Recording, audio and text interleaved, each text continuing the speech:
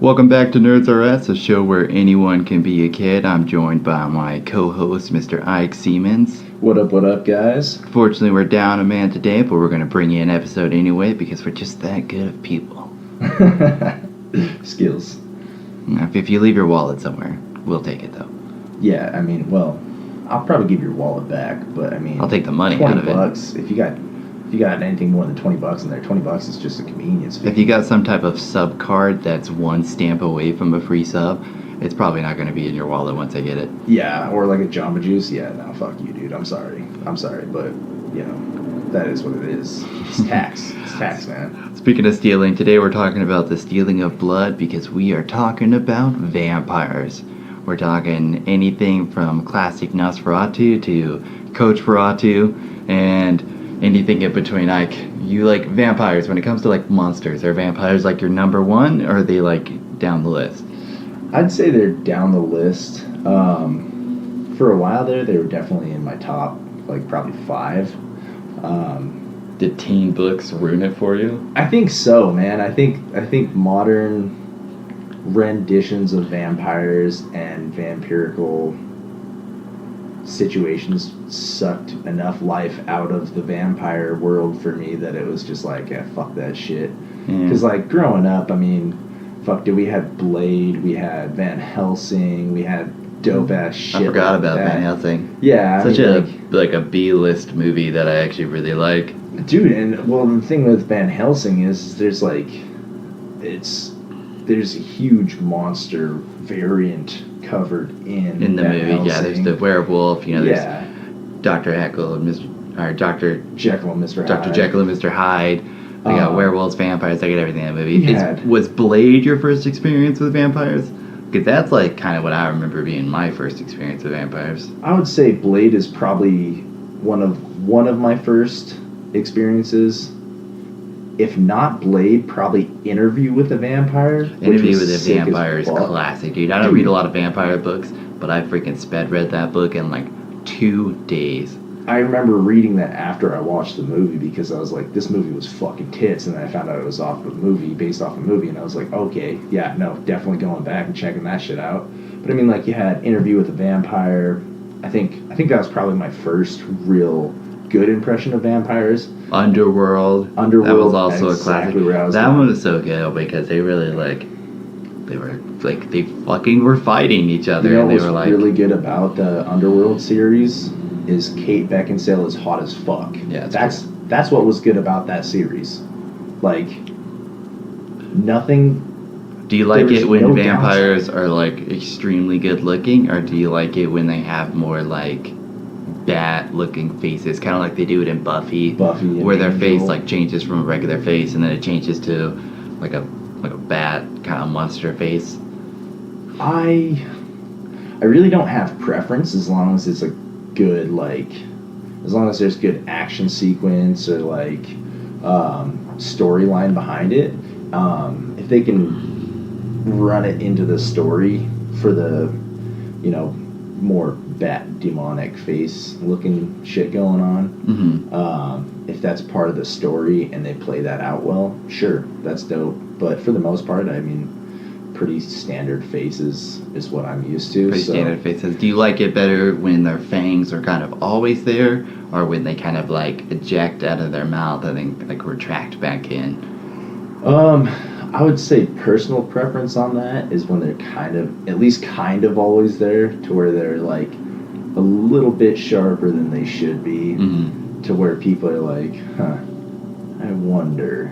Kind of keeps that mystery going, because I mean, everybody has their canines, and like my cousins are stupid fucking sharp. I don't know why, but he's got like the pointiest fucking canines, and mine were always rounded over. I mean, it's probably because I'm fucking short bus status and I'm over there like chewing on the side of a bus, and so I probably rounded them off on like, you know, cans and chewing on glass or trees or whatever the fuck I chewed on as kids, because I was retarded. But you know, still, like, you got some people that actually do have sharp canines naturally.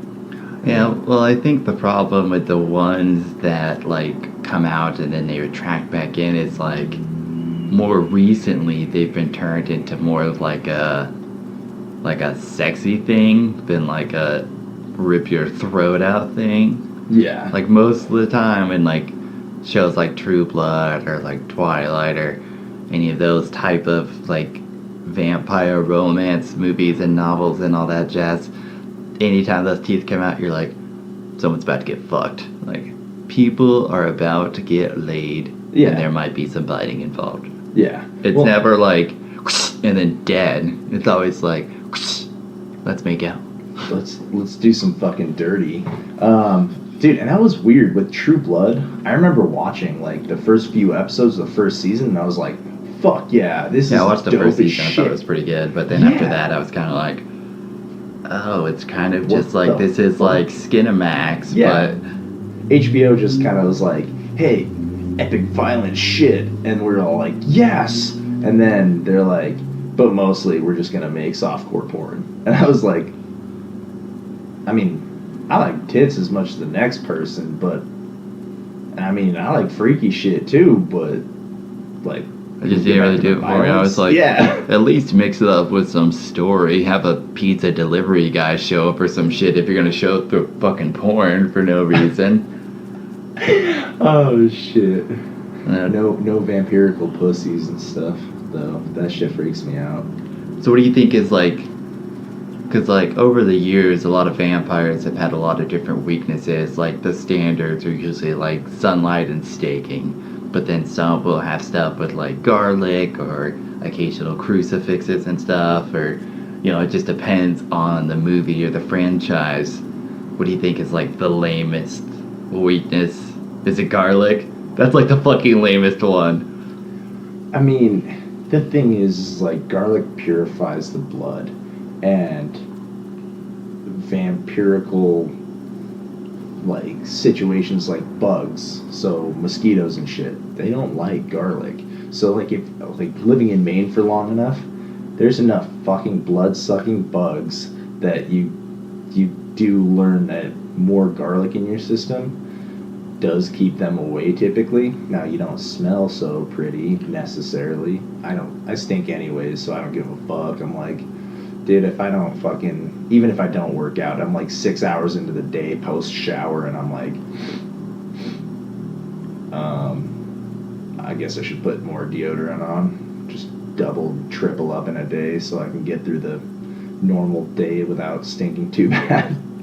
But so like garlic, I can kind of see some of that.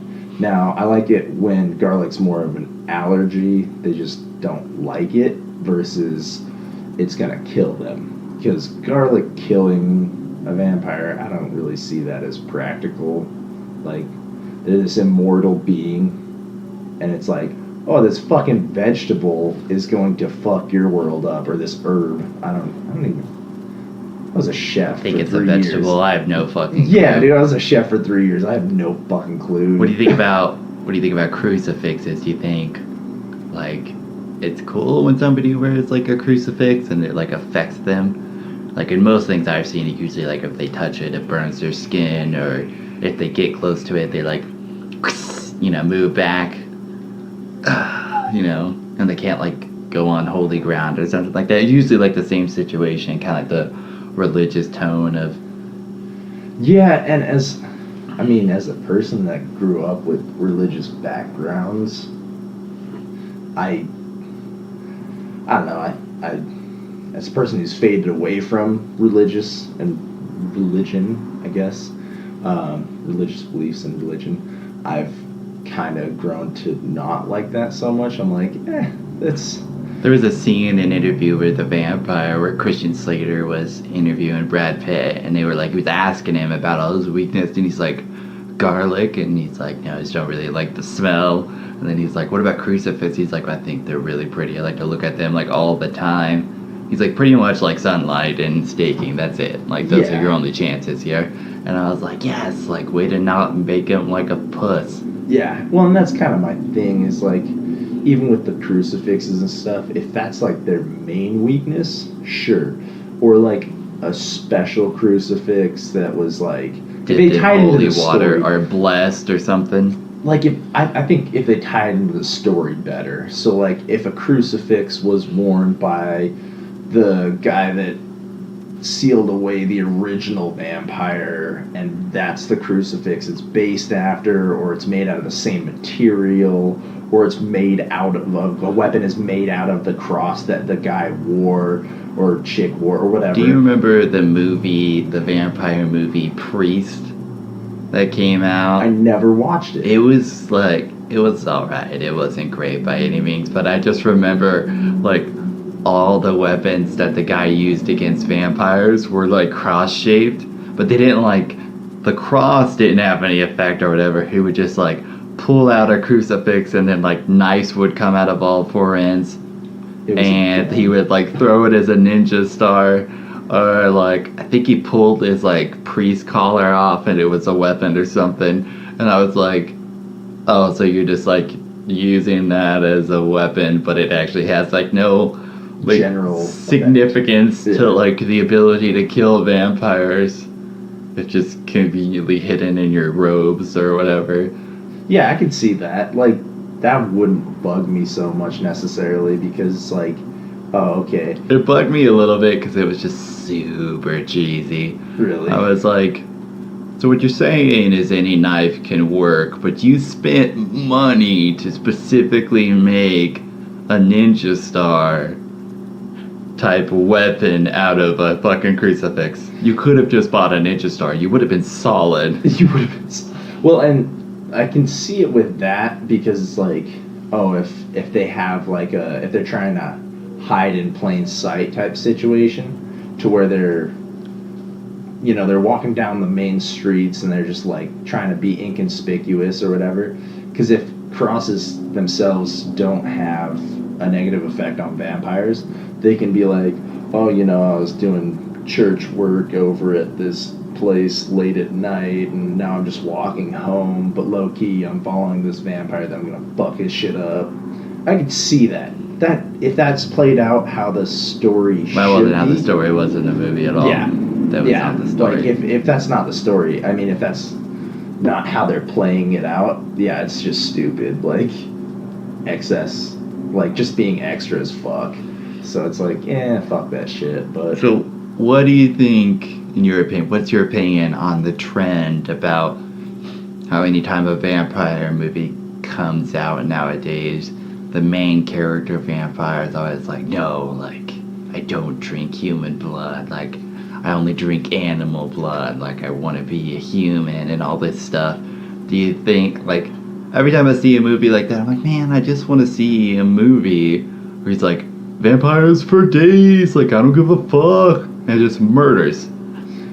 Like, I can understand the hero. I understand the point they're coming for. Like, I understand what they're trying to do with, like, oh, inner battle with humanity and stuff like that. But I'm like, okay, there's no way there's not at least one vampire who's like, let's fuck this shit up. Like, I'm totally cool with this. I kind of agree more with that in the sense of Blade style. Like, he didn't kill people. Like, they would drink, like, blood transfusions and stuff like that. But, like, he wouldn't kill people.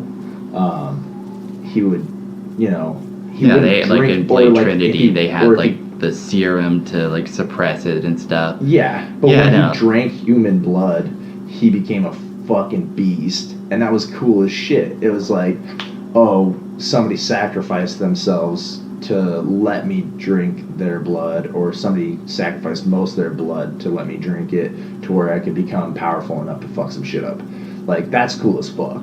Like, I thought that was a dope-ass premise. Because it was like, he was able to fuck everybody up without blood. And then when he drank What's-Her-Face's blood, he was like, and I'm shitting on everybody now. Like, yeah. I don't know. I kind of just, I'm like, dude, like, it's more along the lines of to go along with, like, the teen romance books that are kind of out now. Yeah. And the teen, like, vampire romance shows that are coming out. And there's a lot of shows out there that have that, like, premise that are actually pretty good. Like, that show Vampire Diaries, I haven't watched it. Like, seriously watch it, but I've caught episodes here and there, and I was like, oh, this is like actually a pretty well-rounded story. But I'm just like, dude, like, just be a badass. Like, I watched up until like 3 or 4 seasons ago, and it was really good. I mean, overall, and then it started just getting too romancy and too soft, and I was like, and I'm over it. And so I stopped watching it, and then apparently it got epic as fuck again for little bits and pieces. But I was like, if it's not consistently going to be good, I'm over it. It was like Teen Wolf. Teen Wolf was dope as fuck. Like, I thought that was going to be gay as shit, and that turned out really fucking dope. Not necessarily vampirical. I would probably be more inclined to watch it if it had a different name. Honestly, like, if it was just like, dude, even if it changed the name to like Werewolf in High School or something like that, I would probably be more inclined to watch it. But when it said Teen Wolf, I was like, and pass. And gay. I was like, oh, high school's hard. Yeah. Especially when you're a werewolf. I was like, this is fucking not for me. Yeah. Which I enjoy a good werewolf movie as much as the next guy, but that was kind of the thing, is like, because, well, your brother told me about it, and he's like, oh, you should watch this. And I was like, just from the title, I was like, nope, fuck that shit. Nope, not happening. And I didn't watch it for forever until I caught an episode, like, well, he was watching it. And it was a lot more violent and, like, action-packed. It wasn't so tween drama. And I was like, what the fuck? What is this? And he told me, and I was like, all right, I'll give it a shot.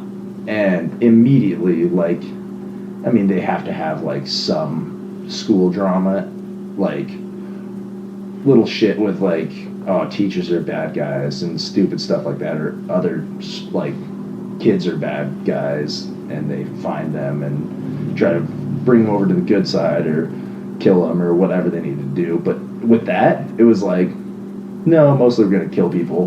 And I was like, alrighty then. That's actually a lot better premise than I thought. It was a lot more violent, a lot more action-packed, and I was like, that's realistic. So that's why I didn't mind that show. In your opinion, last 10 years, best vampire movie or TV show to come out, worst vampire movie or TV show to come out? Best? Or, you know what, let's just say all time. All time? Let's go all time best movie first. All time best movie that has come out? Yeah, that's out. Or just... fuck, dude. Is it a toss-up? It's a toss-up between Blade and Underworld, for me. I would say Interview with the Vampire. Ooh, that's a good point. Queen of the Damned was really good. I didn't really care for Queen of the Damned, dude. The reason I didn't care for it, I was like, you ain't Tom Cruise. Get the fuck out of here. Okay, yeah, I'll give you that. It wasn't as good as Interview with the Vampire, and it was more of like the sexy fucking and all that stuff.